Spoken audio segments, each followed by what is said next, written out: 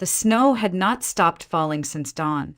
Outside the narrow apartment building in South Minneapolis, flakes drifted down in slow, relentless waves, covering sidewalks and parked cars in a heavy white sheet.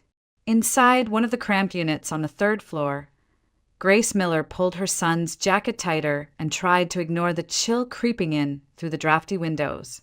Ethan, barely 3 years old, sat on the floor with a toy truck making soft engine noises, blissfully unaware of the storm gathering around him. The knock on the door was sharp, deliberate, and repeated. Grace knew that sound. She rose quickly, smoothing the front of her worn sweater, and opened it to face her landlord. Mrs. Phyllis Johnson filled the doorway like a wall, an older woman with stiff shoulders, thin lips, and an expression that had grown colder by the day. "You need to pack your things," Phyllis said without preamble. "I told you this week was the end. My nephew's moving in tomorrow, and I'm not waiting another day." Grace's stomach dropped. She had begged for an extension only days ago, hoping that Phyllis would relent. "Please," she whispered, her voice trembling. "I've been keeping up with the utilities. I fixed the leaking sink myself, and I repainted the bedroom when no one else would. Just until the 5th. My friend will help me with rent then. We'll be gone after that, I swear." Phyllis folded her arms, her eyes narrowing. "Utilities? Paint? You think that buys you the right to stay here for free? You've been squatting on charity long enough. My nephew needs a place. He's young, hardworking, and he pays on time. Unlike you." Grace's throat tightened. "I'm not asking for charity. I can't take Ethan out in this weather. Look at him." She gestured toward her son, who had toddled over, clutching his toy truck against his chest. His cheeks were already flushed from the cold air inside. But Phyllis's expression didn't soften. "Whose fault is that? You should have thought about consequences before dragging a child into your mess. You've had months to figure this out. Today is the last day. If you're not gone by sundown, I'll call the police and tell them you're trespassing." The words landed like blows. Grace stepped back, clutching the edge of the door for support. "Trespassing? I've been paying the bills, doing repairs." Phyllis cut her off with a sharp laugh. "Repairs? Bills? That's not rent, sweetheart. You're nothing but a freeloader. And when the cops get here, I'll make sure they see it that way. You want to risk getting hauled off in handcuffs while your boy goes to social services." Grace's breath caught. The image seared into her mind. Ethan crying, alone, taken from her arms. She swallowed hard and forced herself to speak calmly, even as panic pressed against her ribs. "You don't mean that.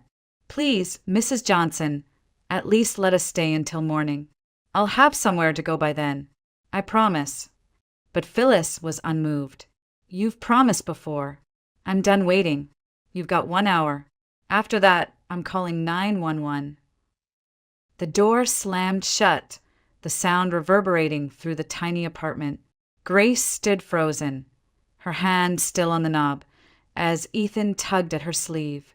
"Mommy," he asked softly, his eyes wide. Her knees threatened to give way, but she steadied herself. She couldn't collapse, not now. "It's okay, baby," she whispered, bending down to kiss his hair. "We're just going to take a little trip." She looked around the apartment, a place she had tried to make a home. The walls bore fresh paint she had bought on discount. The shelves, once empty, now held small touches she had found at thrift stores, a chipped ceramic lamp, a framed picture of a field in summer. Every improvement had been hers, every effort to carve out a safe corner for Ethan. And now it was all being stripped away with a few cruel words. She grabbed the old duffel bag from under the bed and began stuffing it with what little they could carry. 2 changes of clothes for Ethan, his blanket, her winter coat, the documents she couldn't afford to lose. The toy truck went in last, though Ethan clutched it fiercely before finally surrendering it to the bag. Her fingers shook as she zipped it closed. She wanted to scream, to cry, to throw herself at the locked door of Mrs. Johnson's unit downstairs and beg. But she knew it would be useless. The landlord had made up her mind. Grace had seen the gleam of satisfaction in her eyes. Ethan whined as she bundled him into his heavy jacket, the sleeves still a little too long. His mittens dangled from their string, and she tugged them over his small hands, trying to smile though her eyes burned with tears. There, all warm. You'll see, sweetheart. We'll be fine.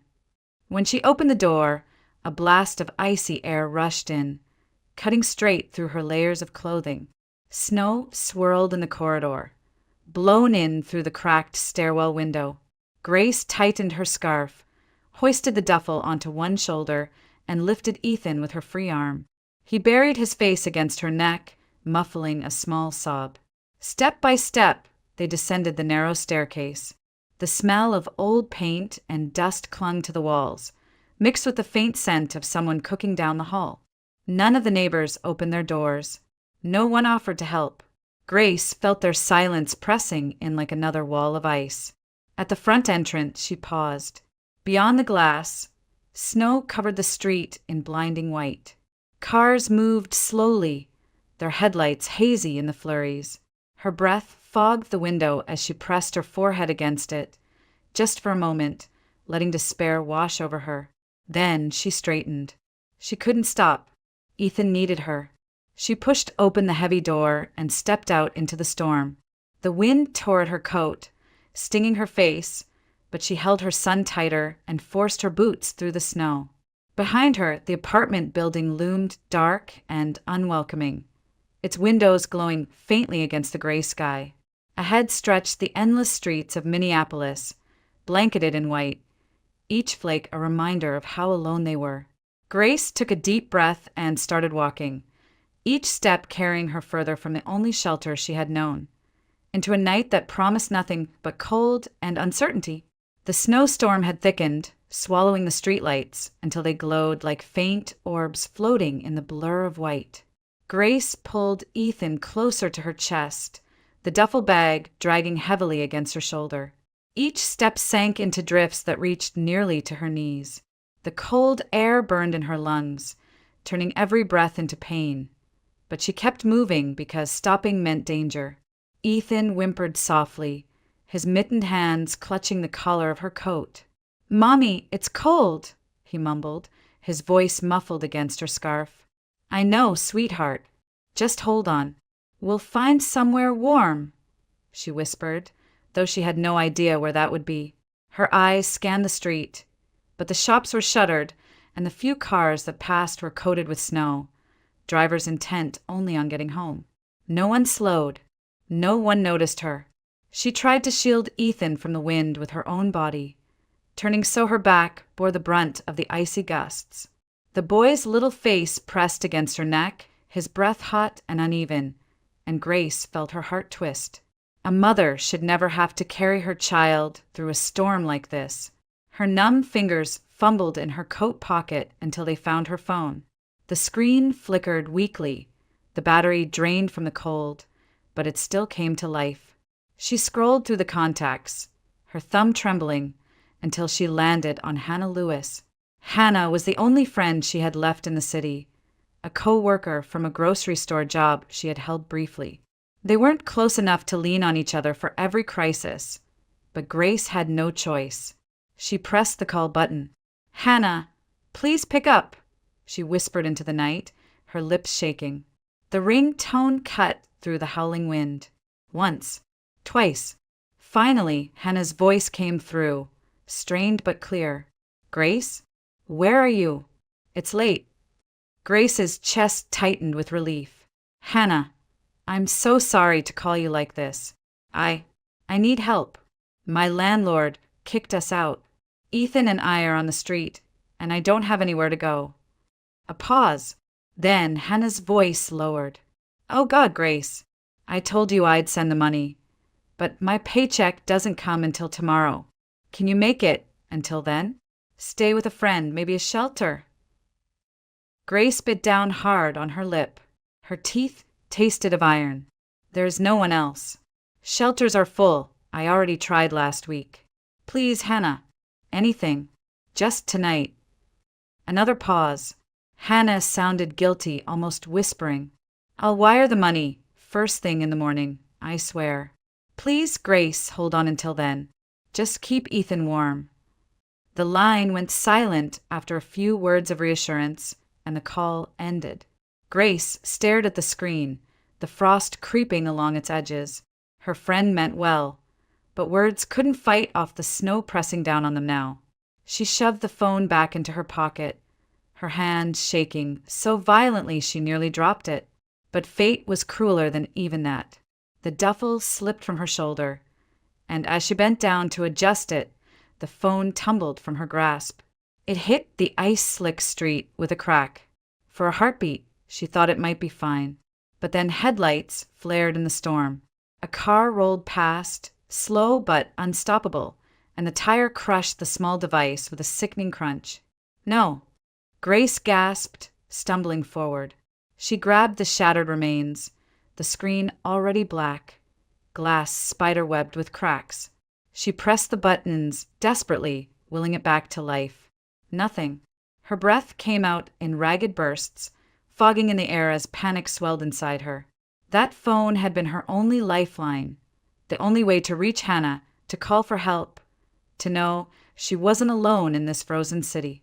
Without it, she was cut off, drifting in a world of snow and silence. Ethan stirred in her arms, sensing her fear. "Mommy," he whispered, his voice small.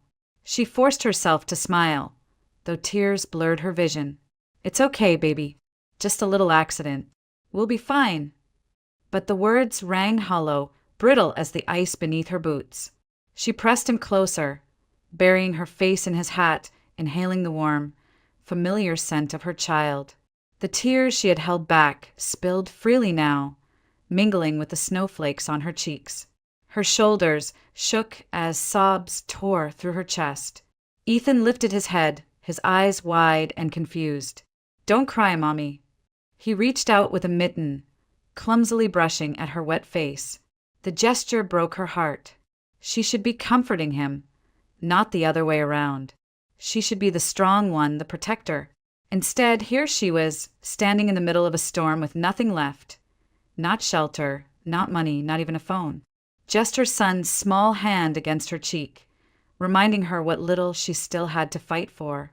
Grace stumbled toward the nearest bench half buried in snow and lowered herself onto it, holding Ethan tightly in her lap. The storm swirled around them, and for a moment she let herself weep openly, her body shaking as she rocked him back and forth. "I'm sorry," she whispered into his hair. "I'm so sorry I can't give you more. I've failed you, Ethan." The boy didn't understand. He only snuggled closer, his breath warm against her neck. His trust was absolute, unshaken, and that made the weight of her guilt heavier than ever. The world blurred into white. The storm muffled the city until there was nothing but the howl of wind and the steady thump of her heart. Grace wiped her face with the back of her glove, forcing herself to stand again. She couldn't stay there. If she froze, Ethan froze with her. With every ounce of strength left, she hitched the duffel higher on her shoulder, tightened her grip on her son, and stepped back into the snow. Her tears had dried to salt on her skin, but inside she still carried the gnawing certainty that she was failing. Yet she walked on, because even failures had to keep going when their children depended on them. The wind lashed at Grace's face as she bent down, trying to scoop up the broken pieces of her phone from the icy street. Snow swirled around her like a curtain, stinging her eyes and blurring her vision. She barely noticed the glow of headlights approaching through the storm until the car's horn blared. For one breathless moment she froze, clutching Ethan against her chest, paralyzed by the blinding lights bearing down on them. Then an arm, firm, strong, seized her shoulder and yanked her backward. The car roared past, the driver shouting something lost to the wind, and the blast of air left Grace trembling. She stumbled, nearly slipping, but the man steadied her with surprising ease. "Are you out of your mind?" His voice was sharp but not unkind, colored by urgency. When Grace looked up, blinking snow from her lashes, she saw a tall man with dark hair dusted white, his tailored coat clinging with frost. His eyes steel gray, scanned her quickly before settling on the boy in her arms. Grace's voice caught. I dropped my phone. I wasn't watching." He frowned, then softened as he took in the sight of Ethan clinging to her neck, his face flushed from the cold. "You can't be out here with a child in this weather. You'll both freeze." Grace wanted to protest, to insist she was fine, but her lips quivered too much to form the words. Instead, she clutched Ethan tighter, her pride battling with desperation. The man glanced up the street, then back at her. "There's a cafe open just around the corner. Come on. You both need warmth." Grace hesitated. The warning in her mind screamed not to trust strangers, not when she was this vulnerable. But the child in her arms whimpered softly, and she felt the sharp sting of guilt. Whatever pride she had left couldn't outweigh his safety. She nodded, almost imperceptibly. "All right." He offered his arm, not a gesture of dominance, but of support, and guided her down the block. Snow whipped around them, piling at their ankles, but within minutes the glowing sign of a corner cafe came into view. Light spilled through frosted windows, golden and soft against the storm. The bell above the door chimed as he pushed it open, ushering her inside. Warmth rushed over them like a blanket. The air smelled of roasted coffee and cinnamon. Grace blinked against the sudden contrast, her frozen cheeks burning as they thawed. The cafe was nearly empty, only a couple in the far corner, their heads bent together, and an older man at the counter reading a newspaper. Strings of Christmas lights twinkled along the windows, and a small tree in the corner glittered with ornaments.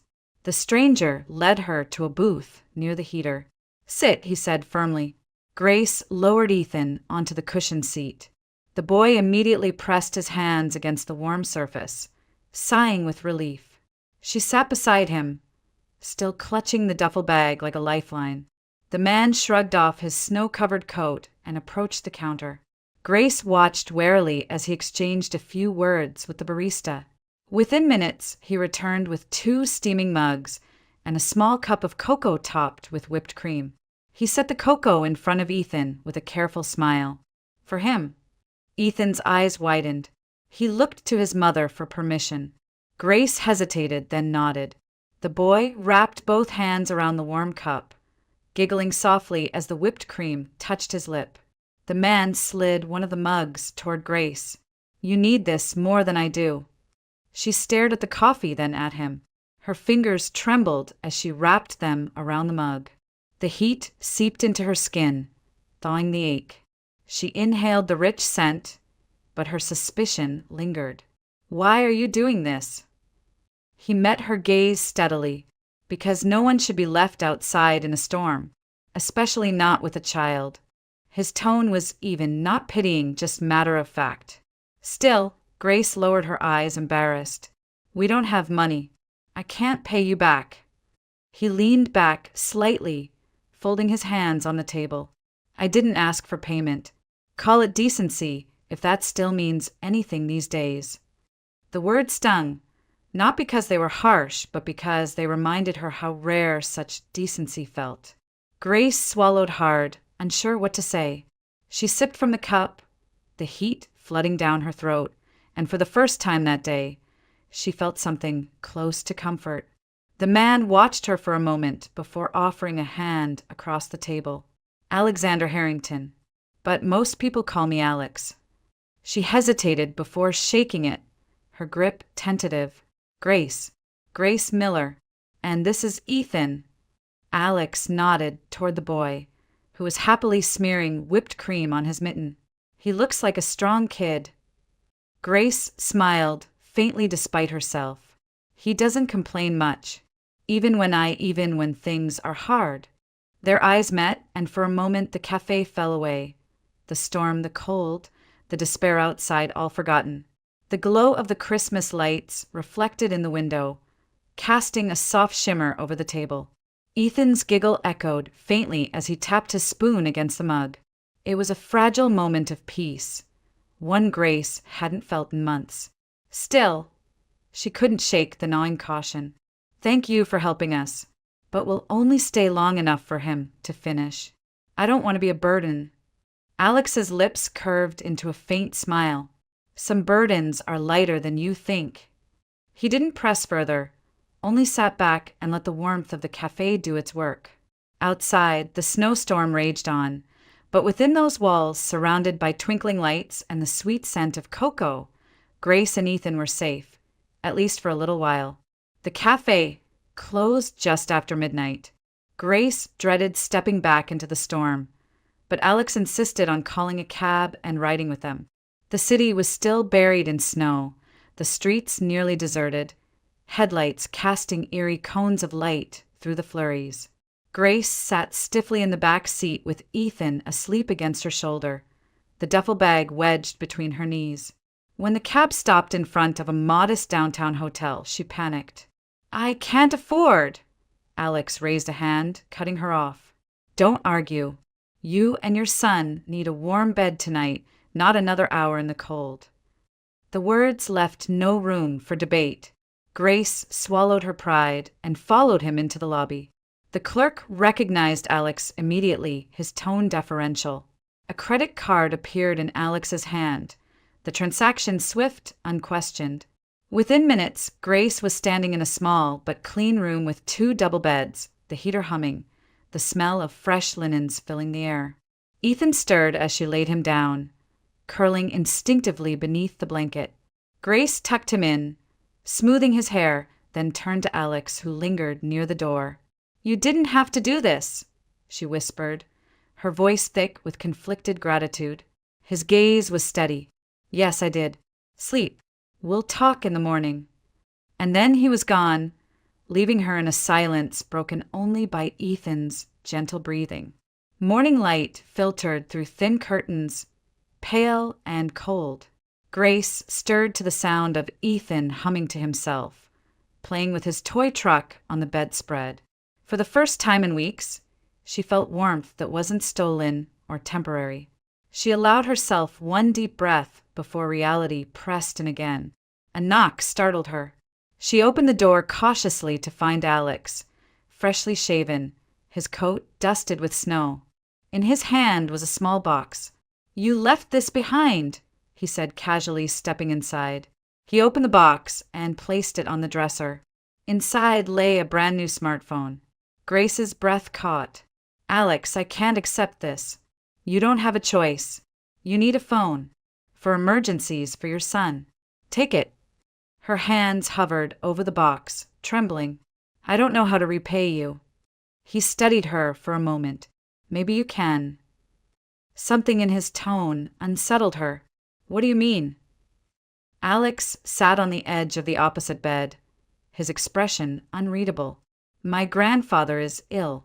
He's been asking to meet the woman I plan to marry. Until a week ago, I thought I had one to introduce. But," he exhaled sharply, frustration flickering in his eyes. "She betrayed me, walked away when I needed her most." Grace froze. The idea of Alex, with his polished suit and commanding presence, needing anything from her was absurd. "I'm sorry," she murmured. He nodded once, dismissing his own pain. Then his eyes locked onto hers. "That's where you come in. I want you to pretend to be my fiancée, just long enough to put my grandfather at ease." For a moment, silence pressed in, broken only by the rattle of the heater. Grace's stomach twisted. "That's ridiculous. You don't even know me." "I know enough," Alex replied evenly. "I know you're a mother who would do anything for her child. I know you're stronger than you realize. And I know you need somewhere safe to stay. This arrangement gives us both what we want." Her heart pounded. The proposal, if it could even be called that, was madness. To lie to an entire family? To step into a world that wasn't hers? Every instinct told her to refuse. Yet Ethan's soft giggle pulled her back. He sat cross-legged on the bed, pushing his truck along the blanket, warm and safe for the first time in days. Safe because of Alex. Grace wrapped her arms around herself, torn between fear and necessity. "And if your family finds out the truth?" "They won't," Alex said with quiet certainty. "I'll handle everything. All you have to do is stand beside me. Smile when expected. Let them believe. Afterward, you can walk away, no strings attached." Her breath trembled as she weighed his words. She thought of Mrs. Johnson's threats, of the icy streets, of Hannah's empty promises. She thought of Ethan's flushed cheeks in the storm. Alex leaned forward slightly, his voice lower. "It's a small price for shelter, for protection, for a chance to start breathing again." Grace shut her eyes. It was dangerous, reckless, but she couldn't deny the pull of survival, the need to secure something, anything for her son. She opened her eyes again, meeting Alex's gaze. "All right, I'll do it. For a few days." Something like relief flickered across his face, though he quickly masked it. "Good. Then we have an understanding." Grace's shoulders sagged. She felt both trapped and saved, caught in a bargain she didn't fully understand but couldn't refuse. As Ethan reached for her hand, she squeezed it tightly, whispering a silent promise. "This is for you. Always for you." Outside, the snow had stopped. The streets glistened beneath the pale winter sun, a deceptive calm before the storm yet to come. The drive out of the city stretched long and silent. Snow-covered fields blurred past the windows, and Grace sat rigid in the back seat. Ethan curled against her side. Alex drove with quiet assurance, his profile steady in the dim glow of the dashboard. Grace's mind raced with doubts, but every time she glanced at her son, she reminded herself why she had agreed to this impossible arrangement. A few days of pretending, shelter, safety. By late afternoon, the car turned onto a private road flanked by tall pines, their branches bowed with snow. At the end of the drive, a mansion emerged from the white landscape. Its stone facade stood grand and imposing, windows glowing with warm light against the cold gray sky. Grace drew in a sharp breath. The Harrington estate was nothing like the cramped apartments she had known. Ethan pressed his nose against the glass. "Big house, Mommy," he whispered, awestruck. Grace forced a smile. "Yes, sweetheart. Very big." Alex pulled up to the front entrance, where lanterns glowed on either side of heavy oak doors. A man in a uniform stepped forward to take his coat and bags, but Alex shook his head, opening the door for Grace instead. "Welcome," he said, his voice calm though his eyes revealed a flicker of something. Nervousness, perhaps. Grace hesitated before stepping out, clutching Ethan's hand. The cold air bit her cheeks, but the grandeur of the house distracted her. She had the uneasy sense of walking onto a stage, every movement about to be judged. The doors opened and warmth spilled out. A woman swept forward, tall, elegant, her blonde hair perfectly arranged. Eleanor Harrington. She moved with practiced grace, her smile radiant as she pulled Alex into a quick embrace. "You're finally here!" she exclaimed, then turned to Grace. "And this must be..." Eleanor's voice softened. "Grace, yes? Alex has told us so much about you." Grace froze, caught between disbelief and the weight of the lie. She managed a polite nod. "It's lovely to meet you, Mrs. Harrington." "Nonsense, call me Eleanor." The woman's gaze shifted downward, her face lighting up at the sight of Ethan. "And who is this handsome boy?" Ethan shifted shyly, hiding against Grace's leg. Eleanor crouched to his level, her eyes warm. "Well, aren't you charming? You have Alex's eyes." Grace stiffened. The words landed like a stone in her chest. She forced a polite smile, unsure how to respond. Before she could, another voice cut through the hall, deeper, firmer. Richard Harrington entered, his presence commanding without effort. His dark suit fit perfectly, his expression calm but guarded. Unlike Eleanor, there was no warmth in his eyes, only calculation. "So this is her," Richard said, not unkind but with an edge that made Grace's skin prickle. He extended a hand. "Welcome to our home, Grace." She shook it quickly, her palm clammy. "Thank you, Mr. Harrington." "Richard," he corrected smoothly, though his gaze flickered briefly toward Ethan. His brows furrowed, just slightly, as though noting something that unsettled him. Then, just as quickly, the mask returned. Dinner was prepared almost immediately, and Eleanor insisted they all sit together. The dining room gleamed with silver candlesticks and fine china. Grace felt Ethan shrink beside her at the long table, his small figure swallowed by the grandeur. Conversation flowed easily from Eleanor, who seemed eager to welcome Grace into the family. She asked about Ethan's favorite foods, whether he liked stories before bed, whether Grace enjoyed cooking. Grace answered cautiously, choosing her words with care, every sentence a reminder of the dangerous charade she had stepped into. Richard spoke less, but when he did, his questions were pointed. "And where did you say you grew up, Grace?" His tone was polite, but his eyes searched hers as though probing for cracks. Grace felt heat crawl up her neck. "Minnesota, near Duluth." The lie tasted awkward, but Alex intervened smoothly, steering the conversation away. Ethan, meanwhile, drew more attention than she expected. He sat quietly, eating the bread Eleanor placed on his plate, but every so often the family remarked on his resemblance to Alex. "Look at him," Eleanor said warmly. "The same set of the jaw. Those Harrington features run strong." Grace's fork nearly slipped from her hand. She managed a tight smile, nodding, though her mind screamed with unease. Ethan looked like his father, yes, but not Alex. And yet no one else seemed to notice the distinction. Not yet. Richard's eyes lingered longer than anyone else's. When Grace glanced up, she found him watching Ethan with a measured gaze, not hostile, but questioning. She looked away quickly, her heart hammering. As dinner wound down, Eleanor excused herself to fetch dessert. Richard rose as well, murmuring about a phone call. Grace sat in silence, her nerves stretched taut.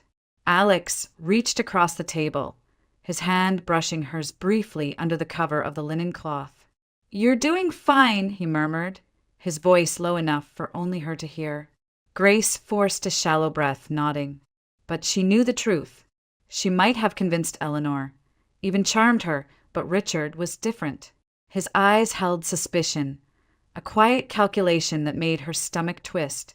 He didn't believe everything he saw, and she had the sinking feeling he was waiting for her to slip. The Harrington mansion felt even larger the next morning, its marble floors echoing with the shuffle of servants and the hum of conversations drifting down the long corridors. Grace tried to keep her composure as she guided Ethan by the hand, following Alex toward the family's sitting room. She had slept only a few hours, her mind restless, every nerve bracing for the moment she might slip and expose the truth. But nothing could have prepared her for what awaited behind the paneled doors. A voice carried through the hall before the door even opened, low, confident, with a hint of arrogance that made Grace's skin prickle. She froze mid-step, her heart skipping. The sound was unmistakable, burned into her memory from another life. When Alex pushed open the door, Grace's breath caught. Standing by the fireplace, a glass of scotch in hand, was Christopher Harrington, Alex's younger brother. He was older now, his jaw more defined, his suit impeccable, but the smirk on his lips was the same one she remembered the night he had walked away from her. Grace's knees weakened. She gripped Ethan's hand too tightly and the boy winced. Chris turned, his expression casual until his gaze landed on her. For a split second, he looked stunned, the glass lowering in his hand. Then recognition sharpened his features, followed swiftly by something darker. Fear, perhaps, or anger. "Chris!" Alex greeted, unaware of the silent battle sparking between them. "You made it back from Chicago." Chris forced a smile, setting the glass down. "Of course. I wouldn't miss meeting your fiancée." The word dripped with mockery. Grace stood paralyzed, every instinct screaming to run, but Alex gently guided her forward. "Grace, this is my brother, Christopher. Chris, this is Grace Miller." Their eyes locked. Grace's lips parted, but no sound emerged. Chris tilted his head, his smile widening in a way only she could recognize as a warning. Ethan tugged at her sleeve, oblivious. "Mommy, I'm thirsty." The sound of the word pierced the air. Chris stiffened, his gaze darting to the child. For a heartbeat, all color drained from his face. The resemblance was undeniable. The curve of Ethan's jaw, the shade of his eyes. Grace saw the realization hit him like a blow. He recovered, quickly, straightening his shoulders. "Charming," he said smoothly, his voice under tight control. "I didn't know you came with extra blessings, Alex." Alex chuckled lightly, missing the venom beneath the words. "Ethan's a good kid. You'll like him." Grace couldn't bear another second. "Excuse me," she murmured, clutching Ethan's hand as she led him toward the hallway. Her pulse thundered in her ears. She barely noticed Alex calling after her. She didn't stop until she reached a small corridor off the main hall, where portraits lined the walls and the hum of voices faded. She lowered Ethan onto a bench, handing him a toy from the duffel. "Stay here, sweetheart. Don't move." Before she could steady herself, Chris appeared, closing the distance in long, deliberate strides. He leaned against the wall, blocking her path. "What the hell do you think you're doing here?" His voice was low, sharp enough to cut. Grace's throat tightened. "I didn't know. I swear, I didn't know Alex was your brother." Chris's eyes burned into hers. "You expect me to believe this is coincidence? That you show up on my brother's arm with my—" He stopped, his jaw clenched, glancing toward Ethan. "Does he know?" Grace shook her head, her voice breaking. "No, no one knows, and you'll keep it that way." Chris stepped closer, his presence suffocating. "If you tell Alex, if you breathe a word to my parents, I will ruin you. Do you understand me? You've already taken enough from me. Don't you dare take this family's trust, too." Tears stung Grace's eyes. "I never asked for this. You left me. You walked away when I needed you. Don't stand there and act like I owe you silence." He leaned down, his whisper venomous. "You owe me everything. Keep your mouth shut, or you'll regret it." Grace's chest heaved, rage and fear warring inside her. She wanted to scream, to tell Alex the truth, to shatter the lies Chris built his life upon. But then she looked back at Ethan, small and fragile on the bench, humming softly as he rolled his toy truck. Her resolve collapsed. She couldn't risk her son's safety. Not now. Not like this. She nodded once, her voice trembling. "Fine. I'll stay quiet. But not for you, for him." Chris's eyes softened for the briefest moment, then hardened again. He straightened, adjusting his cufflinks as though nothing had happened. "Good. Then we understand each other." He turned and walked back toward the sitting room, his stride confident, leaving Grace pressed against the wall, her hand shaking. She gathered Ethan into her arms, burying her face in his hair. "It's going to be okay," she whispered, though she no longer believed her own words. The mansion loomed around her, its warmth suddenly suffocating, every shadow a threat. She had stepped into this world seeking refuge, but now she realized she was trapped in a web spun long before she arrived. And Chris held the threads. That night, the Harrington estate lay quiet beneath a blanket of snow, its windows glowing faintly in the dark. Grace couldn't sleep. She sat on the edge of the guest room bed, her hands trembling in her lap, while Ethan breathed softly beside her. The boy slept without care, his small body curled against the pillow, but Grace's heart thudded with dread. Chris's threat echoed in her ears. "Keep quiet, or you'll regret it." She had carried the secret for years, and now it was standing in the very same house as its consequence. The burden was crushing her chest, suffocating with every breath. She could no longer pretend this was something she could bear alone. When a soft knock came at the door, she startled. "It's me," Alex's voice whispered. She opened it hesitantly. He stepped inside, closing the door gently behind him, his expression taut. "You left so suddenly earlier. Are you all right?"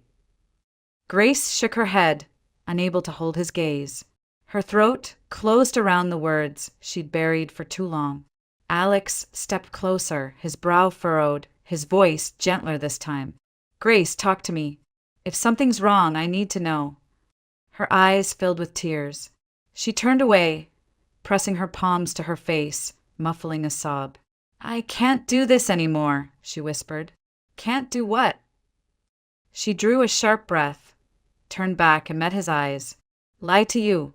Pretend that everything is simple. It's not. It never was." Alex froze, his jaw tightening. "What are you saying?" Her knees gave way, and she sank onto the chair near the window. Her voice shook, but the words tumbled out, raw and unstoppable. "Ethan, he isn't just my son. He's Chris's." The silence that followed was deafening. Alex stood motionless, as though the air had been sucked from the room.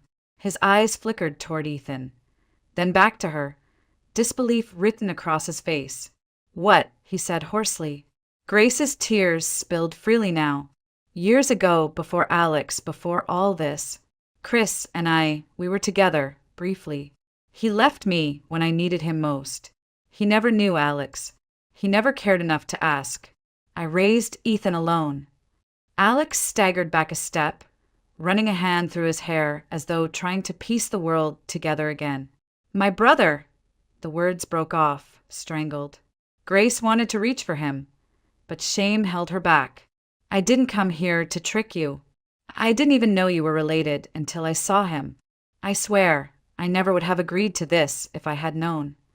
He paced to the other side of the room, his breathing uneven. For a moment, she thought he might shout or storm out, or look at her with the same contempt Chris had. But instead, he stopped at the window, his hand braced against the cold glass, his shoulders rigid. When he turned back, his eyes were raw but steady. "Why didn't you tell me right away?" Grace's voice cracked. "Because he threatened me. Because I'm terrified. And because if your family finds out, they'll hate me. They'll see me as a liar who tried to sneak into their world." Alex studied her for a long, painful moment. Then he crossed the room and crouched in front of her, his hand closing gently around hers. "Grace, look at me." She forced her eyes up, bracing for anger. But his gaze held something else. Fury, yes, but not at her. "You did nothing wrong." "He did. Chris abandoned you, abandoned his child. That shame is his, not yours." A sob burst from her throat. "But it's your family. It's your name. This will destroy everything." Alex shook his head, his grip tightening. "No, I won't let it destroy you. Or Ethan. You hear me? Whatever storm this brings, I'll take it on. You and your son are under my protection now." Her breath hitched, disbelief mingling with fragile hope. "Why? You don't owe us anything." His eyes softened, the anger fading into something deeper.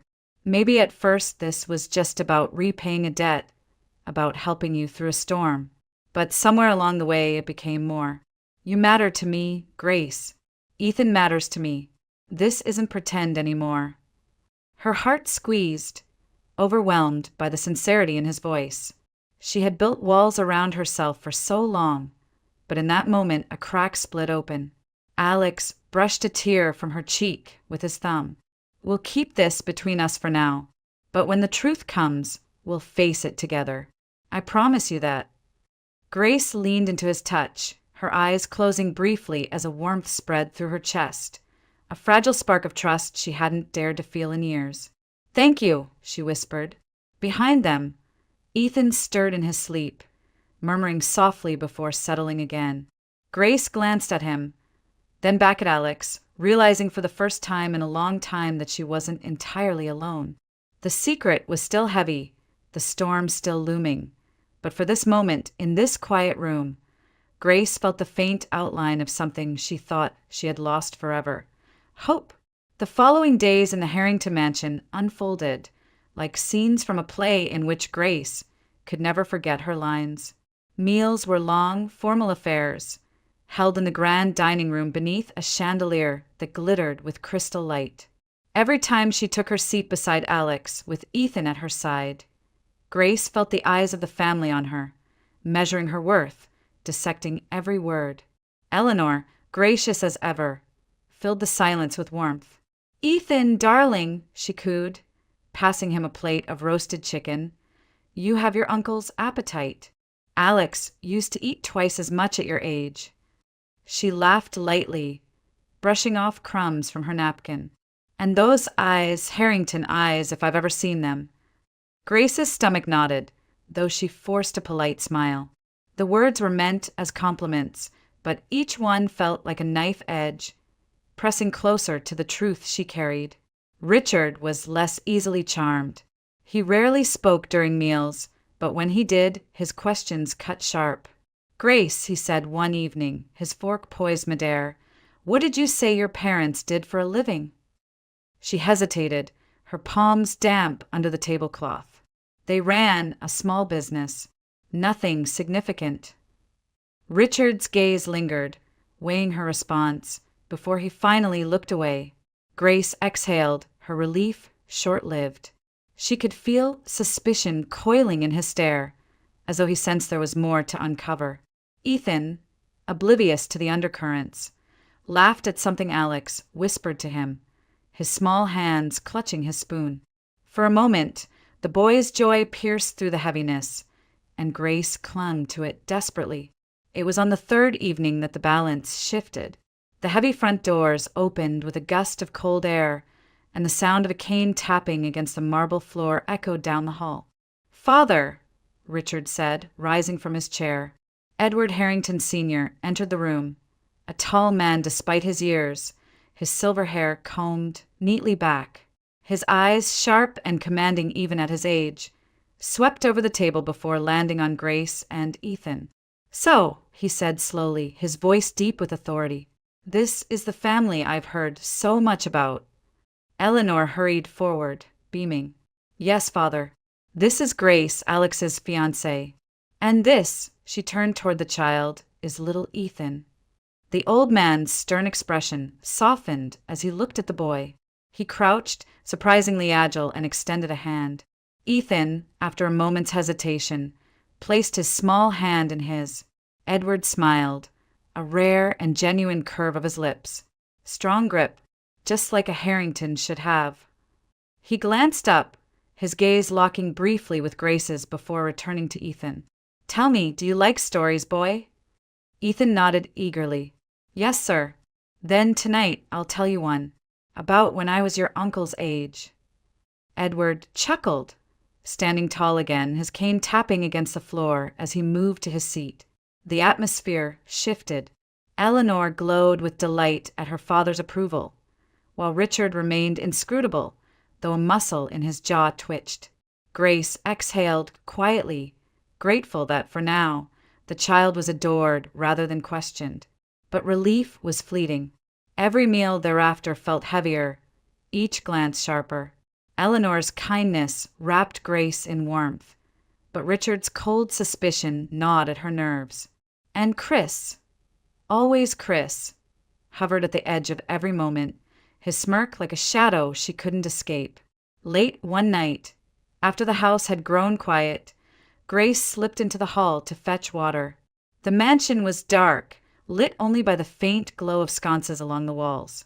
She moved carefully, the silence amplifying the sound of her own footsteps.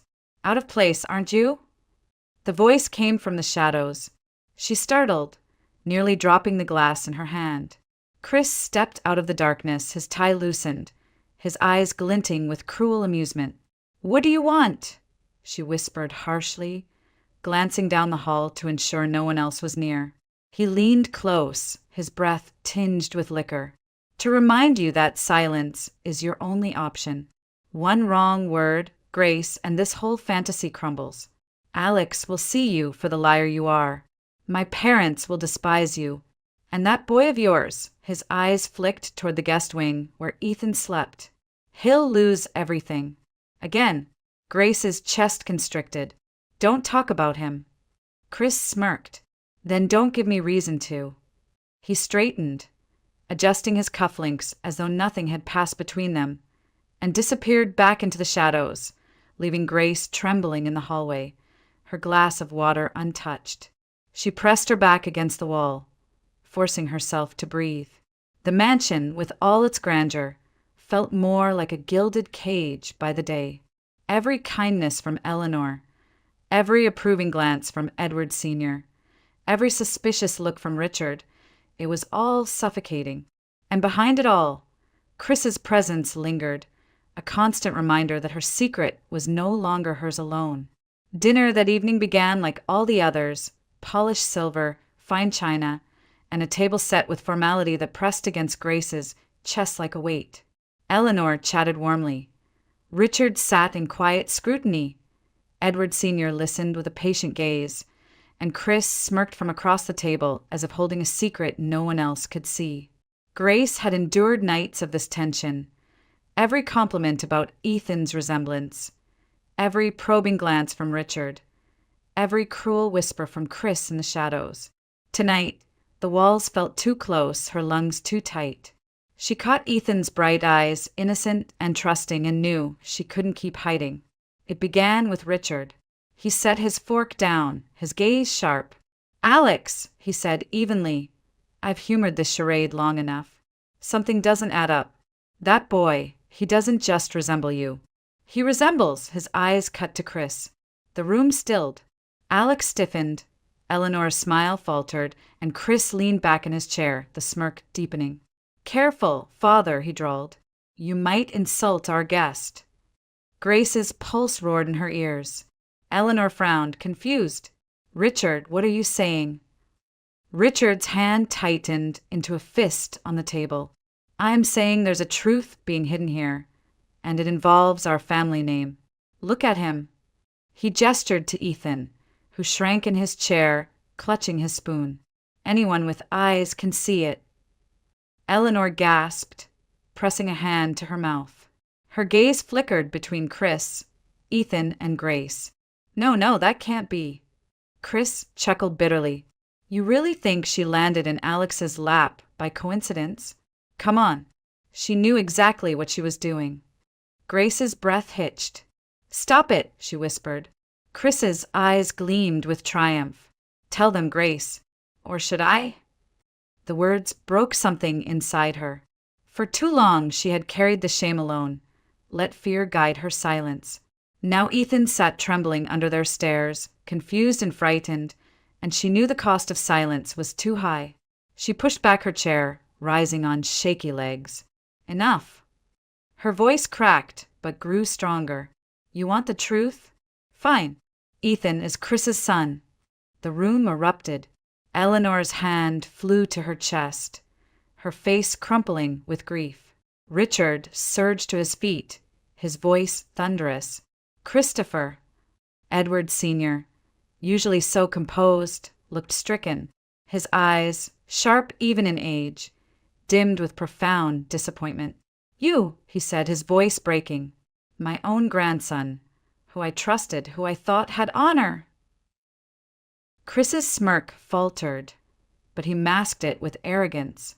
"It was years ago. A mistake. She was nothing. I never asked for this."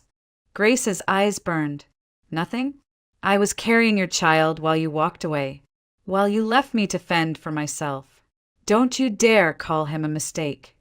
Ethan whimpered softly, hiding against Grace's side. Alex pushed his chair back, his face pale with fury. He rose, stepping between Grace and Chris. "That's enough." Richard's rage turned fully on Chris.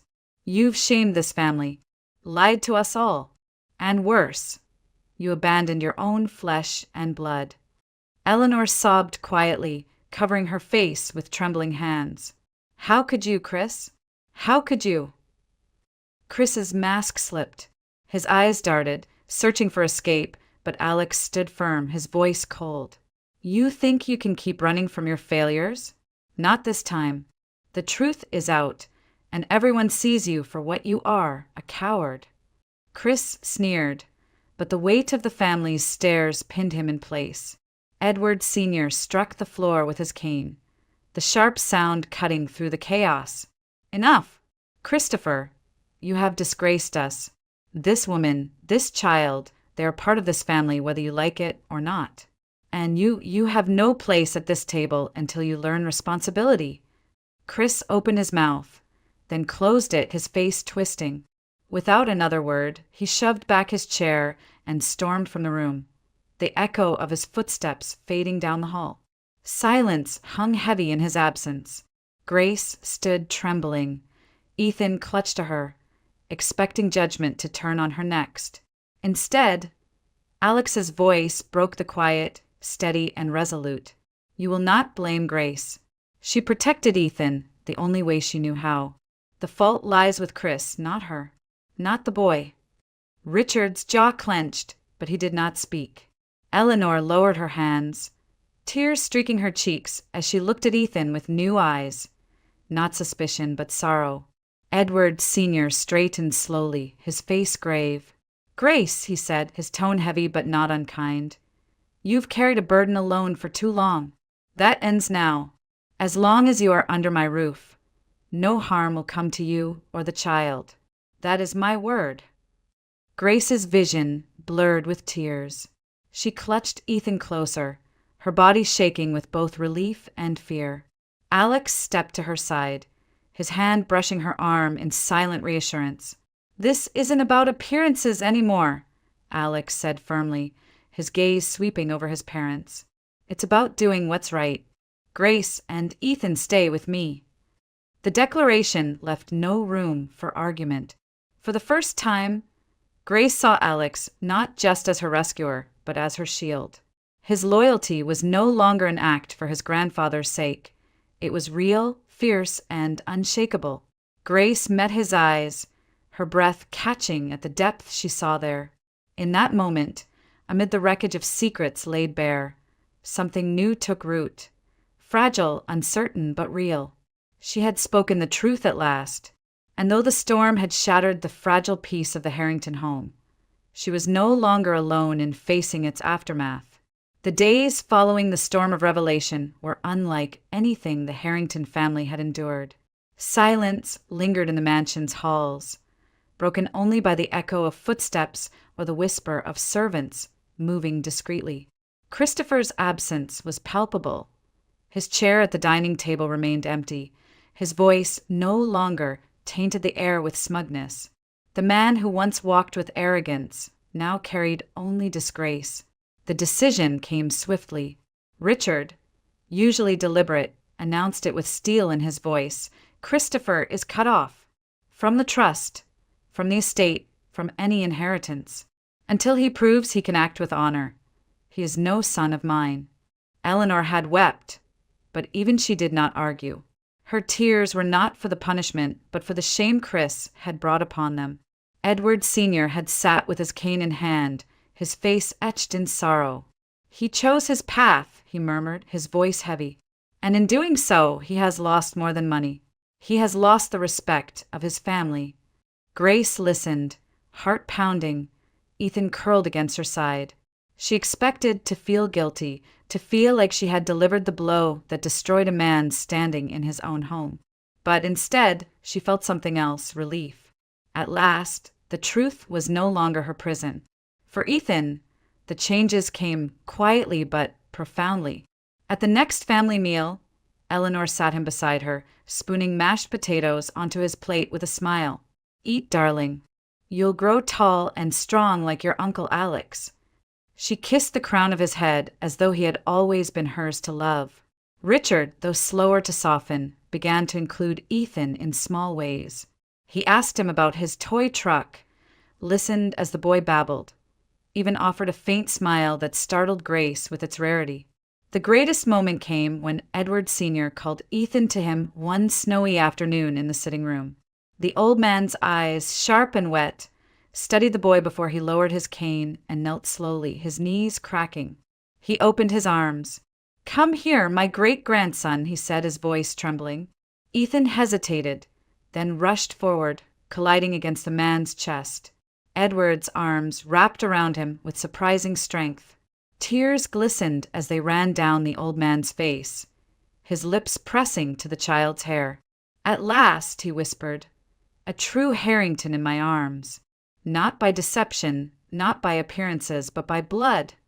Grace stood in the doorway, her hand over her mouth, her vision blurred by tears.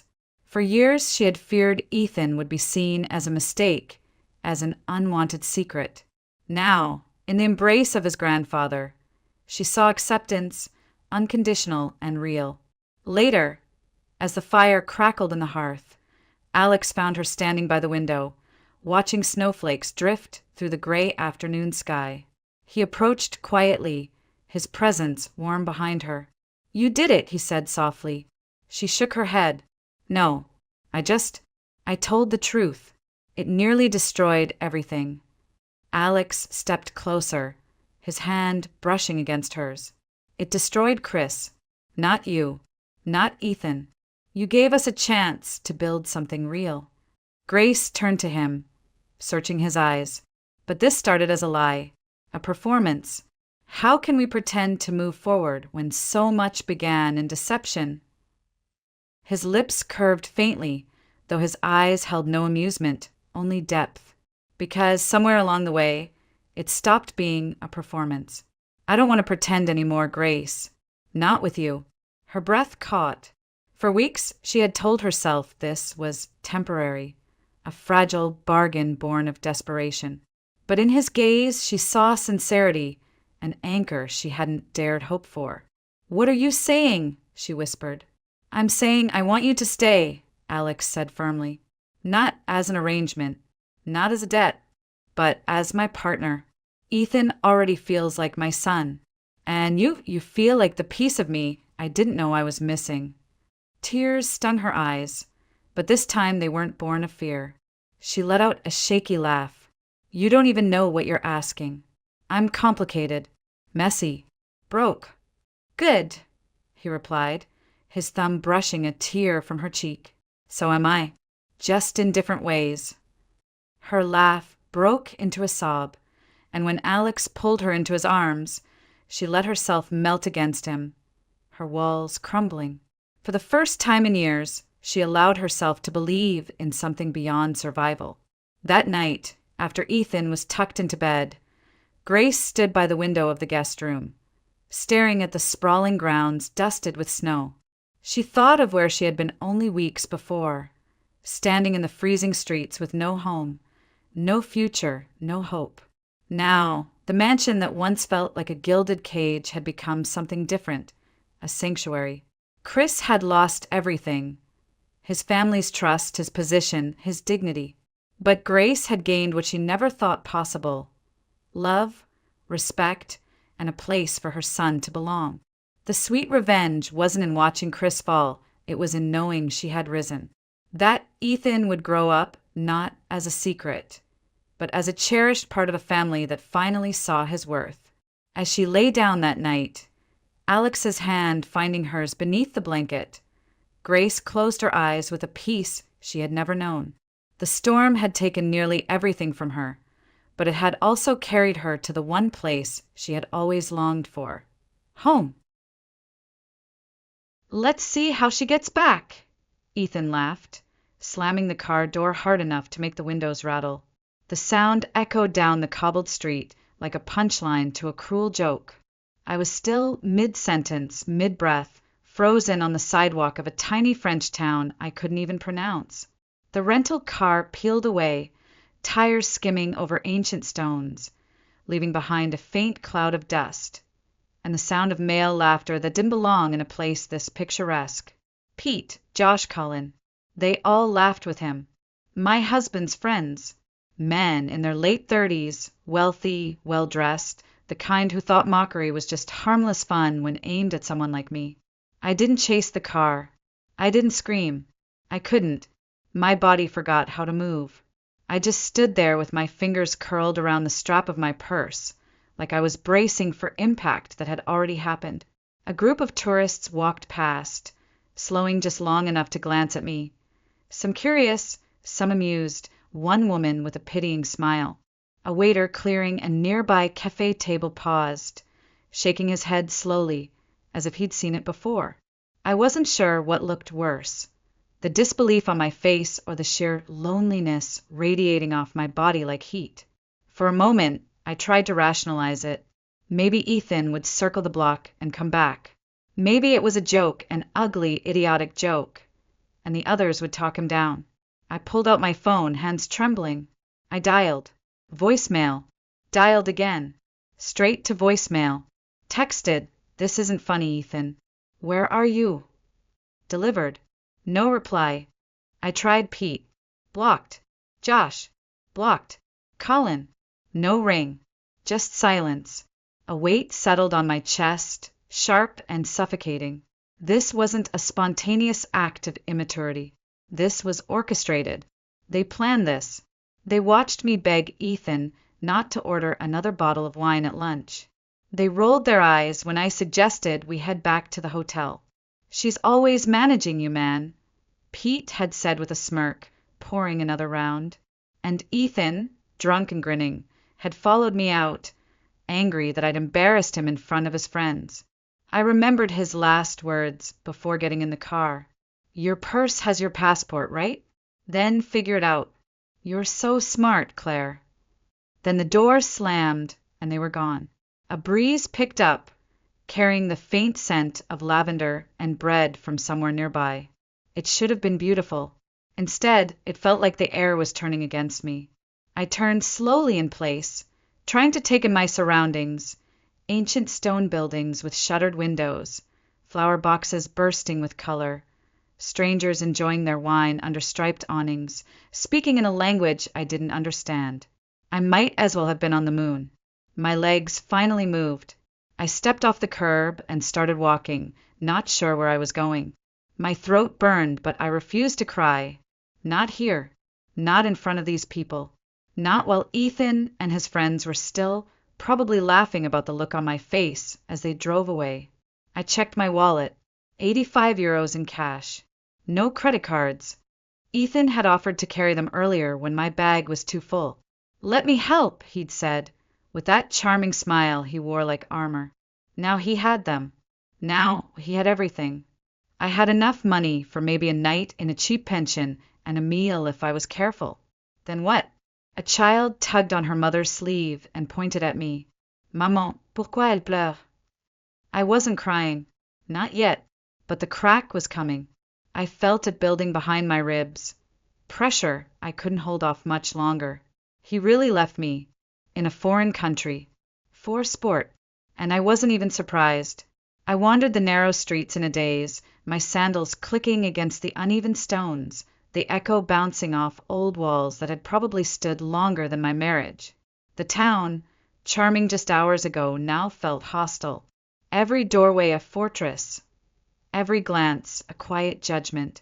I wasn't a tourist anymore. I was something else. Something broken. Something discarded. I stopped in front of a weathered map posted near a bus stop, the kind meant to help clueless foreigners.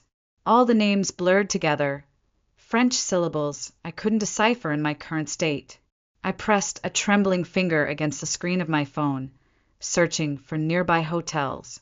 The one Ethan and I had booked was nearly an hour's walk away. Too far.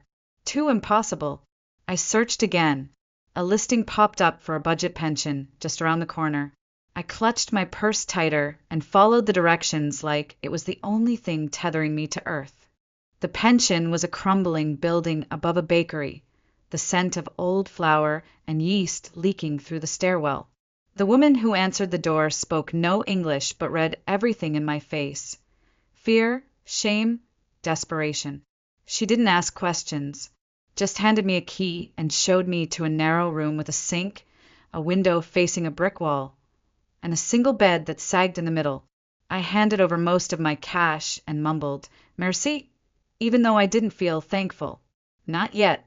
I collapsed onto the mattress and stared at the ceiling. My body was numb, but my mind raced. What if he didn't come back? What if this wasn't a joke? What if it was exactly what it felt like? Punishment. Humiliation. A message. "You're not in control anymore, Claire. You never were." I checked my phone again. No new messages. No missed calls. Just my own words hanging in the void. "Where are you? This isn't funny. Please answer." All delivered. All ignored. The next name I tried was Pete's. It rang once, then went dead. Blocked. One by one, I tested every number from lunch that day. Every one of them had cut me off like I was a virus. My husband didn't just abandon me. He made sure I couldn't reach anyone who could lead me back to him. I sat up slowly, the weight of it all sinking in. He'd taken my credit cards. He had our return tickets. My passport was in my purse, but that didn't matter much with 85 euros and no way to access money. I was stranded, utterly and intentionally stranded. At some point, I opened the window. The air was cooler now, the laughter from the cafe downstairs floating up like smoke. I watched couples sip wine, lean into each other, share small smiles. The world was still turning, just not mine. Later, I tried to sleep, but sleep only came in fragments, broken by the cruel wake-up of hope every time I thought I heard footsteps outside my door. At one point, I truly believed I'd hear his voice, that he'd show up with some cocky apology, blaming me for overreacting, twisting it into a misunderstanding we could fix. But morning came, and with it, silence. No knock on the door, no messages, no Ethan, only the slow, sinking realization that he wasn't coming back. Not tonight, not tomorrow, maybe not ever. The morning sunlight bled through the thin curtains, soft and golden, mockingly beautiful. I lay motionless, my body wedged between exhaustion and dread. My limbs ached from tension, my eyes dry from a night of false hope. I reached for my phone before even sitting up. Still nothing. I refreshed my messages like a gambler at a rigged slot machine, hoping for a miracle that wasn't coming. He didn't come back. The words pulsed like a heartbeat in my head. He really didn't come back. I forced myself upright and rinsed my face in the tiny sink, the water icy and metallic. My reflection startled me. Hair matted, skin pale, eyes ringed with shadows. I looked like a woman who'd been left behind. And I had. Downstairs, the scent of fresh bread rose from the bakery, warm and sweet. My stomach growled, but the thought of eating made me nauseous. I bought a single croissant and a bottle of water with trembling hands, counting out coins like they were sacred. I had maybe 30 euros left. Enough for lunch, maybe a cab ride, not for a hotel, not for a plane ticket, not for salvation. I wandered the perimeter of the town, scanning every street, every terrace, every cafe in case, by some miracle, I'd spot our tour group. Nothing. They'd moved on, carried away in their air-conditioned comfort to Florence or Nice or wherever their itinerary dictated. Without me, without guilt. It was on the third day that a cafe owner noticed me standing just outside his patio, unmoving for far too long. He approached gently, his English broken but kind. "Espresso? You look lost." I managed a nod, and he handed me a small cup without charge, as if he knew that pride was the last thing I could afford to hold on to. He pointed me toward the police station when I asked, "Help?" My husband, he left. The officer there was polite, tired, unsurprised. It wasn't the first time he'd heard such a story. A missing husband, a tourist left behind, a filed report, a sympathetic shrug. Nothing more. That afternoon, I stood in front of a pawn shop window with my hand clenched so tightly my wedding ring cut into my skin. It wasn't the original ring. Ethan had replaced it on our 5th anniversary. A 2-carat diamond in a platinum band, his way of saying, "Look what I provide." At the time, I'd been grateful. Now I saw it for what it was, a leash disguised as a gift. With trembling fingers, I twisted it off. My hand looked bare, almost childish. I stepped into the shop, the bell above the door ringing like the opening chord of a new song. The shopkeeper, an older man with sharp eyes and no interest in pleasantries, examined the ring. He named a price far below its worth. I nodded. I didn't argue. Pride wouldn't feed me. It wouldn't get me out of this town. He counted out the euros in slow, deliberate motions. When he paused and asked, "You go home now?" "America." I hesitated. Home. The word didn't land right. Home meant explanation. It meant facing my mother's smug disappointment. It meant telling my friends, if I still had any, that I'd been abandoned like a forgotten suitcase in a foreign town. It meant listening to Ethan spin the story first, twist it into something that made me sound hysterical, unstable, too much to deal with. I shook my head. Instead, I walked to the bus station and stared at the departures board for nearly an hour. Place names floated before me like poetry I didn't understand. Marseille, Avignon, Aix-en-Provence. One word, simple and final, whispered through me like a pulse. Go. I bought the cheapest overnight ticket to a name I couldn't pronounce. I didn't ask where it led. I didn't care. I just knew it was away. Away from Ethan. Away from humiliation. Away from the woman who had waited for someone to come back. The overnight bus rumbled through the dark, its dim interior lights flickering like dying stars. I curled up against the window, arms around my knees, watching the countryside blur into shadows. Every bump in the road jolted my spine, but I didn't care. I wasn't trying to sleep. I just wanted to disappear, to become one of the faceless travelers nobody remembered. I didn't even ask the name of the village the ticket was for. I only told the woman at the counter, "As far as this will take me." Sometime before dawn, the bus hissed to a stop at a desolate roadside bench. The driver muttered something in French and gestured toward the door. This was it, my destination, my escape, my nowhere. I stepped off the bus into a silence so deep it rang in my ears. No taxis, no signs, just a dirt road, a row of olive trees, and a faint purple haze in the distance, lavender fields, maybe, though I couldn't be sure. My phone had died somewhere around Avignon. My stomach was a hollow knot. My sandals, meant for city strolling, had cut into my feet. Each step felt like walking on glass. I kept moving. The sun began to rise, casting long golden beams across the sloping hills, turning the fields into something out of a painting. But I couldn't see the beauty. My vision blurred from exhaustion, pain, and something deeper, something nameless. A grief that didn't belong to the moment, but to a life unraveling piece by piece. I don't remember falling. 1 second I was walking. The next, the world tilted and my knees gave out. My face hit the dirt. Stones scraped my skin, and the sky swung violently above me. I didn't get up. I didn't try. Lying there in the dust of a foreign country, I realized I wasn't afraid anymore. I was done. Whatever strength I'd been pretending to have had run out. I closed my eyes. If this was how it ended, I could live with that. Not because I wanted to die, but because I didn't know how to keep living like this, being a footnote in someone else's life. A burden, a failure, an afterthought. A voice broke through the silence.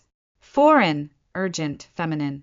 Then hands, rough but careful, turning me over, lifting my head, brushing hair from my face. I blinked through the sunlight and saw a woman's face. Older, with skin like weathered parchment and eyes so kind they made me want to cry on the spot. "Fame?" she asked softly, then offered a metal canteen. I took a sip, the water cold and clean and miraculous. She touched my cheek, murmured in French, then pointed down the road. I didn't understand the words, but I understood her. She wasn't going to leave me. With surprising strength, she helped me to my feet, one arm around my waist, guiding me step by step. My body screamed with every movement, but I let her lead. I had nothing left to resist with, nothing to lose. Up ahead, a small stone farmhouse appeared between the trees, its shutters thrown open to the rising sun. The scent of lavender drifted through the air. I heard chickens, the soft bleating of goats. Life. She said her name was Margot, tapping her chest. "Claire," I whispered in return, my voice raw. Inside the house, time slowed. Margot settled me at an old wooden table while she moved around the kitchen like a memory, filling a basin with warm water, slicing bread, ladling soup from a heavy pot. I barely tasted it, but I ate. My body moved on instinct, grateful for sustenance, for touch, for someone who saw me and didn't look away. A man entered, older, suntanned, wary but not unkind. Margot spoke to him quickly, gesturing to me, then to a hallway. He nodded. Henri, she said, pointing to him. Her husband. He gave me a slow nod, as if to say, "You're safe here. For now." They didn't ask what happened. They didn't question why a foreign woman collapsed near their land at sunrise. They didn't look at me like I was broken. They just gave. That night, in a bed with whitewashed walls and a handmade quilt, I curled into myself and wept, not for Ethan or even for what he did, but because someone saw me lying in the dirt and chose to pick me up instead of stepping around me. I cried because I couldn't remember the last time I felt that kind of kindness. And I cried because some part of me, small and buried, still believed I might be worth saving. Morning arrived not with the sound of traffic or phone alarms, but with the low crow of a rooster and the smell of fresh bread drifting under my door. For a few seconds, I forgot where I was. I opened my eyes to whitewashed walls and sunlight stretching across a rough stone floor. The air smelled like lavender and would smoke. My body ached in new places, shoulders, calves, hands, but it was a clean ache. Not the tight, anxious kind I carried back in Boston. This one felt earned. At the foot of the bed lay folded clothes. A simple cotton dress and a pair of worn leather sandals. They didn't belong to me, but they had been freshly laundered. My own clothes were gone, probably washed too. The thought made my chest ache in a way I couldn't explain. I got dressed slowly, wincing at the blisters on my heels. When I emerged into the kitchen, Margot was already moving, setting down coffee, slicing dark bread, drizzling it with thick local honey. She looked up and beamed when she saw me, her eyes crinkling at the corners. "Bon," she said, gesturing to the chair. I sat. The coffee was strong and almost bitter, but I drank it gratefully. The bread was warm, chewy, rich with oil and sweetness. I ate slowly, unsure how to say thank you in a way that didn't feel like an apology. When I opened my mouth to try, Margot gently waved her hand. She pointed to my feet, then to the window, where rain now traced soft lines down the glass. "Rest," she said. One of the few English words she seemed to know, and so I did. The next few days passed in a rhythm unlike anything I'd known. The hours bent around the land. No emails, no meetings, no obligations except the simple ones that sustained life. Margot showed me how to feed the chickens, how to tie bundles of lavender to dry in the pantry, how to sweep dust from the corners that gathered like old memories. Henri remained quiet but kind, fixing a shutter that clattered too loudly, leaving fresh fruit on the table, nodding to me each evening as if to say, "You're still here. Good." Each time I tried to gather my things and leave, Margot gently stopped me. Once, I stood by the door with my purse in hand, shoes on. She caught my arm, not harshly, just firmly, and led me to the fireplace. She opened a small wooden box on the mantel and pulled out photographs. One by one, she showed me faces. A young woman with Margot's eyes, a toddler with Henry's grin. Then she made a cradling motion with her arms and lifted her hand to shoulder height. "Lucy," she said, pointing to the young woman. "Canada." Her eyes filled with tears. "No see." Then she turned to me. Her gaze softened. She didn't say it, but I understood. She'd lost a daughter. And somehow she had opened her home to a stranger and made space again. I placed my purse back on the hook. From that day forward, I helped without being asked. I rose early, watered the herbs, folded laundry, listened to the wind moving through the lavender fields like a lullaby. I didn't check my email. I didn't open my phone. The silence was terrifying at first. Then it became sacred. Each night, we sat on the porch as the sun dipped below the hills. Margot would knit with patient, practiced hands. Henri smoked his pipe and occasionally asked me questions with gestures, smiles, and slowly improving English. I answered the best I could. When we ran out of words, we simply sat. The betrayal still lived in my bones, but something inside me had begun to shift. The need to explain, to chase Ethan's version of events, to justify my hurt, it was all fading. In its place was something quiet, steady, and astonishing. Peace. The days bled into one another, not in the frantic blur of city life, but in a kind of gentle rhythm. The sky shifted from soft gray to blazing blue and back again. The lavender bloomed fuller, and I learned to tell by scent alone when the fields were ready to be harvested. I no longer needed to be told when to wake, when to eat, when to rest. My body learned the language of the land, its demands, its rewards. And in the quiet, something unexpected returned: curiosity. One afternoon, while helping Margot sort dried bundles of lavender into small canvas sachets, I asked haltingly if she would show me how to distill oil. Her eyes lit up like I had just asked her to dance. That evening, she led me to a small stone outbuilding I hadn't noticed before. Inside was an old copper still, polished from years of use. She showed me how the flowers were loaded, how the steam captured their essence, how the oil rose and separated, pure, fragrant, golden. I watched her work with reverence. This was not chemistry. This was art. I began spending my afternoons in the workshop, labeling bottles with handwritten tags in my slanted, uneven scrawl. It wasn't long before I offered to redesign them. Margot looked confused, so I pulled out my phone, finally charged, finally useful, and showed her photos of my old design projects. Hotel interiors, restaurant branding, boutique packaging. For the first time since I'd arrived, I saw her look at me not as someone to care for, but as someone who could offer something back. The next market day, Margot and Henri brought me with them to the village. We loaded crates of oil and sachets into an old blue truck, the back seat rattling as we drove along winding roads. The market was alive with music and chatter, rows of colorful stalls lined with produce, bread, wine, soap. I helped them set up, arranging our products on the table, adjusting the signs, tying fresh bundles of lavender for decoration. "Stay," Margot said simply, as I handed a tourist a wrapped box of oil.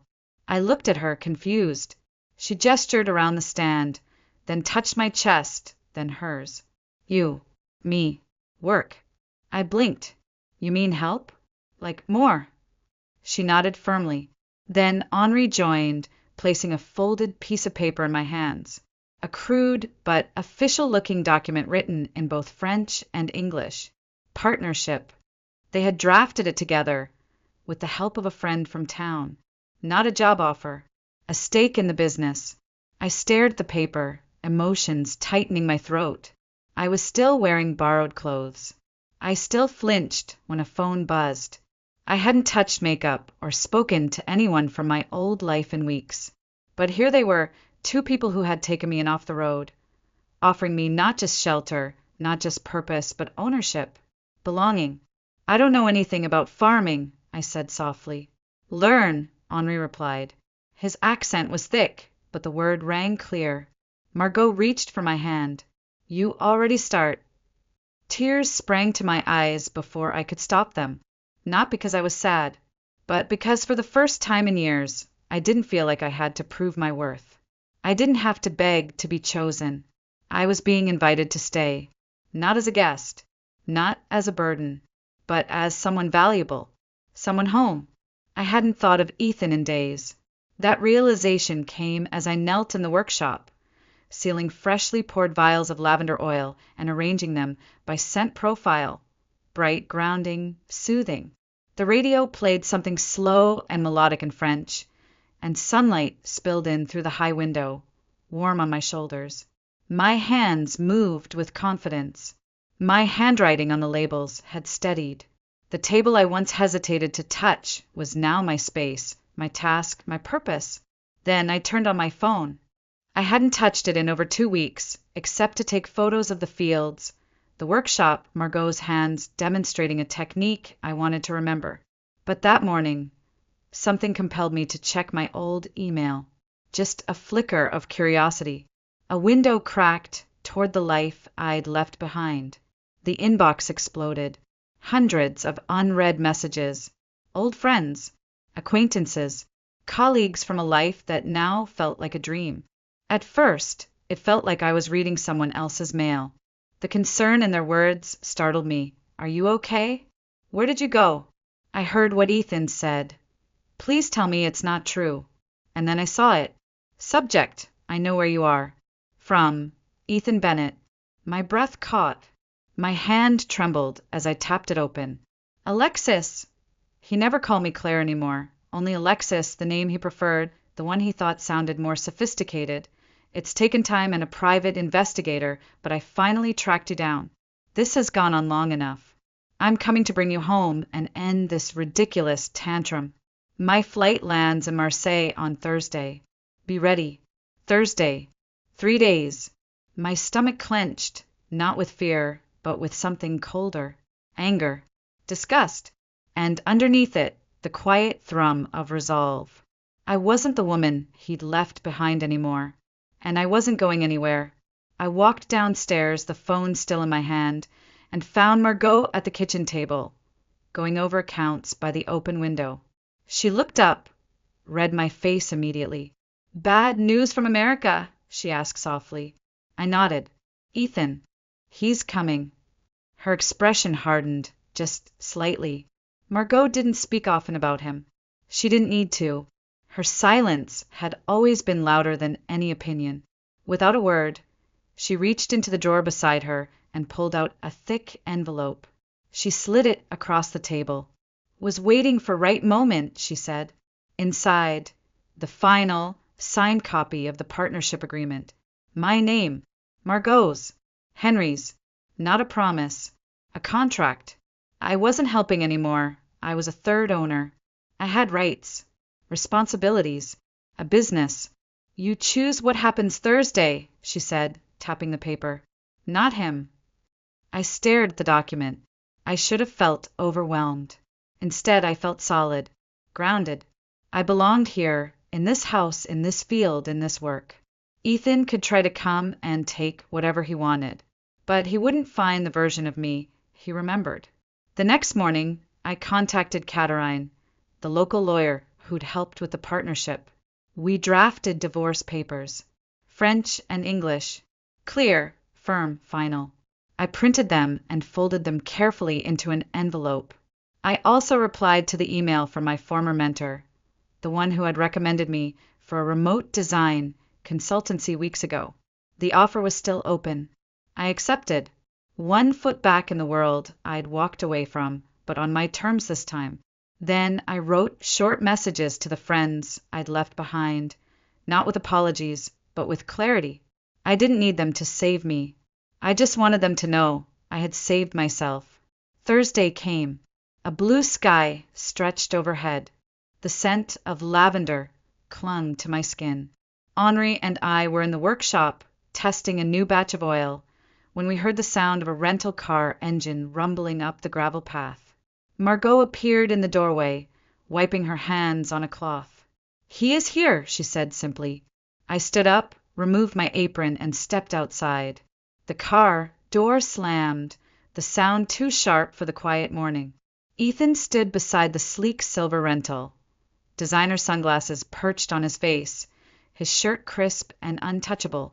He looked entirely out of place against the backdrop of sun-warmed stone, wild lavender, and the slow rhythm of life here, like a glossy page torn from a lifestyle magazine and pasted onto a painting done in oils.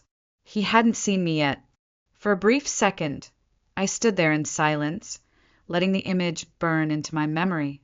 Him, scanning the farmhouse with thinly veiled distaste, his jaw clenched, his hand on his hip like he was waiting for someone to come fetch his luggage. His arrogance still intact, his entitlement wrapped around him like armor. Then he turned and saw me. His eyes ran over my body, starting at the boots caked with dry earth, the work-worn hands, the sun-browned arms. My hair was pulled back in a loose braid, my face bare. No makeup, no performance. Just me. His expression flickered. Shock, confusion. Then something like disappointment. My God, Alexis, what happened to you? The words might have cut once. Not now. I took a step forward, calm, measured. Life happened, I said. And by the way, it's Claire again. He blinked. Claire then. Fine. Look, I get it. You were angry. Hurt. But this, he gestured around him, dismissive. This is over the top. You made your point. Now let's go home. I almost laughed. Home. I repeated. You mean Boston? The brownstone I decorated but never owned? The life where I became small enough to fit into the corners of your image. He stepped closer, his charm cracking. Don't do this. We had a good life. People miss you. Clients, friends. They miss the version of me you curated. I cut in.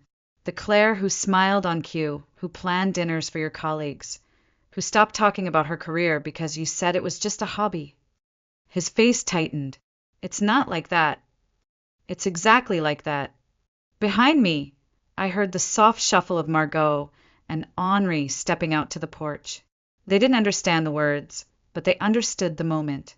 They stood with me, not as backup, but as witnesses, as family. Ethan followed my gaze and scoffed.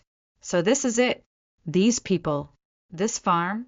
You'd throw away everything for dirt and soap and strangers who don't even speak your language.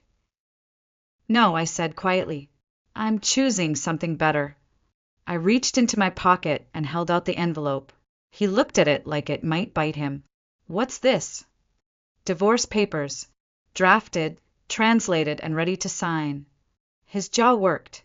You're not serious. I am. You left me on a roadside in a foreign country. Ethan. You laughed while you did it. You called it a tantrum. I call it clarity. You showed me exactly who you are. His voice rose, angling for control. You're being impulsive, emotional. That's not the woman I married. No, I said. That woman died in a small French town while you drove away. This one, I glanced at the fields behind me, the home I now helped run, the people who had asked nothing of me but honesty and presence. This one was born here. He didn't move to take the papers, just stared, red rising in his cheeks. You'll regret this, he snapped. When the novelty wears off and you're still here hauling lavender at 60, I'll still be free, I said. That's more than I ever was with you. Henri stepped forward then, placing a hand gently but firmly on my shoulder. He looked at Ethan and said something in French, slow and steady. Ethan turned to me. What did he say? He said the road back to Marseille is long.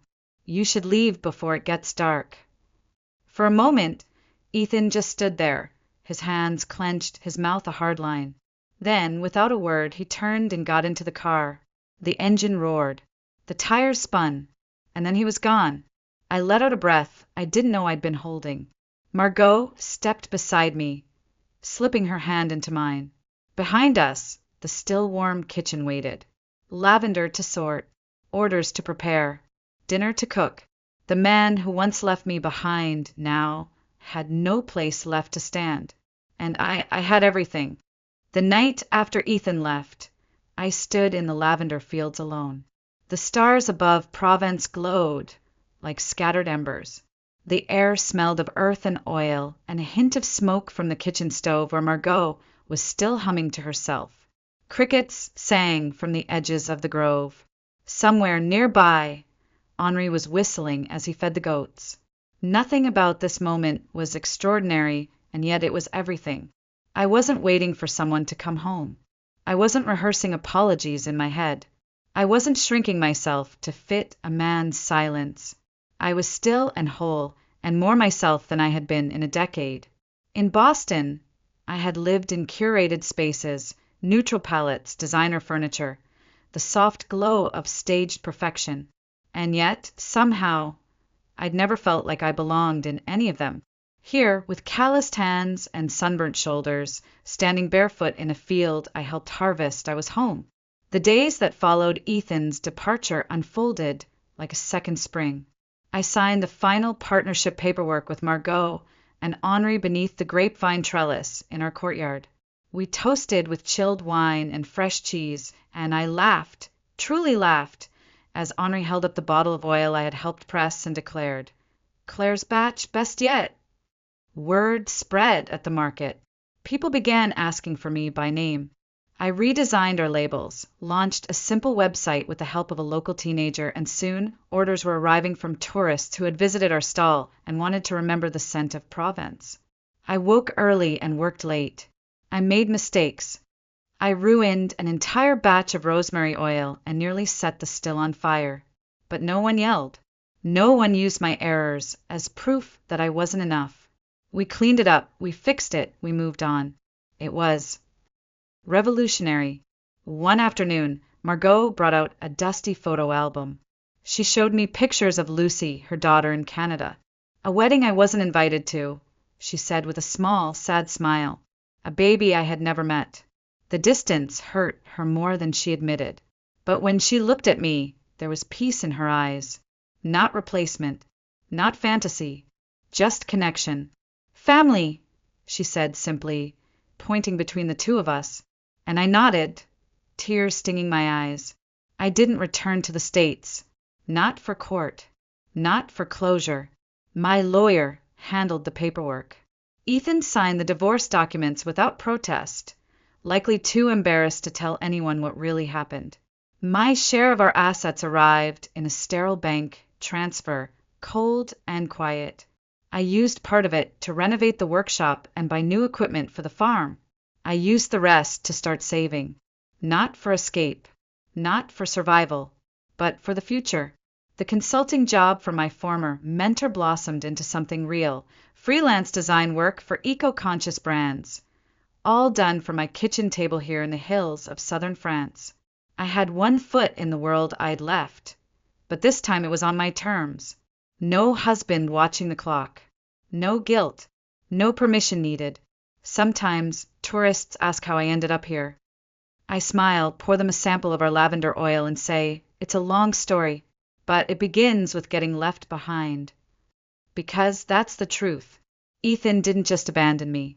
He freed me, and I used that freedom to become someone he never imagined I could be. Whole, independent, and finally alive.